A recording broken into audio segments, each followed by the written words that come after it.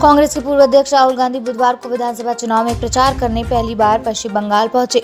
उत्तर दिनाजपुर के गोलपोखर में आयोजित रैली में उन्होंने प्रधानमंत्री नरेंद्र मोदी और गृह मंत्री अमित शाह पर निशाना साधा।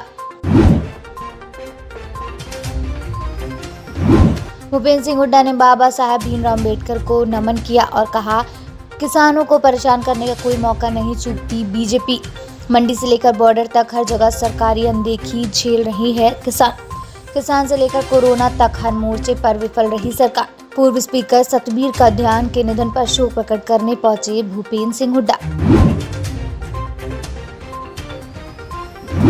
पश्चिम बंगाल विधानसभा चुनाव 8 चरणों में होना है, जिसमें 4 चरण पूरे हो चुके। आधा चुनाव होने के बाद चुनाव आयोग ने 16 अप्रैल को सभी राजनीतिक दलों की एक बैठक बुलाई। इस बैठक में समीक्षा की जाएगी क्या सभी पार्टियां चुनाव प्रचार और रैलियों में कोविड नियमों का पालन गंभीरता से कर रही हैं या नहीं। सांसद दीपेंद्र हुड्डा ने बाबा साहब डॉक्टर भीमराव अम्बेडकर जयंती पर श्रद्धांजलि दी। कहा, बाबा साहब ने शिक्षित बनो, संगठित रहो और संघर्ष करो का मूल मंत्र दिया। मौजूदा सरकार संवैधानिक संस्थाओं पर लगातार हमले कर रही। संविधान की रक्षा के लिए हमें पहले से भी ज्यादा जागरूक और संगठित होना होगा। हुड्डा ने आगे कहा, कोरोना का नया वेरिएंट बेहद खतरनाक। हरियाणा सरकार समय रहते अन्य राज्यों की परिस्थितियों से सबक ले। आज दिनांक 14 अप्रैल को संविधान के निर्माता भारत रत्न बाबा साहेब डॉक्टर भीमराव अम्बेडकर जी जयंती पर अम्बेडकर संस्थान में माल्यार्पण किया एवं गोष्ठी में भाग लिया। जयंती के अवसर पर कांग्रेस जिला अध्यक्ष ओम प्रकाश पांडे ने कहा कि बाबा साहब के योगदान को देश कभी नहीं भुला सकता। उन्होंने सारे वर्गों के लिए काम किया और सबको समानता का अधिकार देते हुए मौलिक कर्तव्यों का बोध कराया।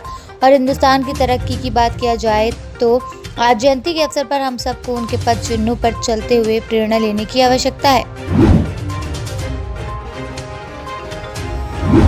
कोरोना वायरस का संक्रमण तेजी से देश में फैल रहा। कोरोना के बढ़ते मरीजों के कारण न केवल अस्पतालों में बेड की कमी हो गई, बल्कि इसके इलाज में इस्तेमाल होने वाले रेमडेसिविर दवा और एंटीवायरल इन्फेक्शन की किल्लत भी काफी बढ़ गई है।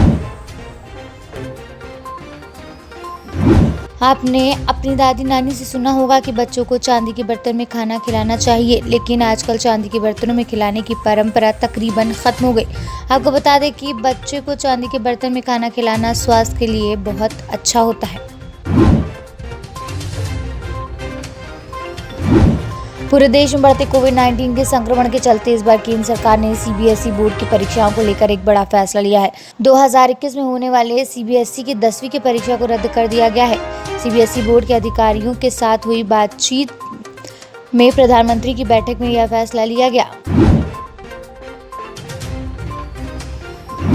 जलवायु परिवर्तन भारत में मानसून के दौरान होने वाली बारिश को कहीं अधिक अव्यवस्थित कर रहा। इसका देश की 1 अरब से अधिक की आबादी, अर्थव्यवस्था, खाद्य प्रणाली और कृषि पर गंभीर प्रभाव पड़ने की आशंका है। Bollywood actress Alia Bhatt corona virus को मात देकर कोविड-19 निगेटिव आ चुकी हैं।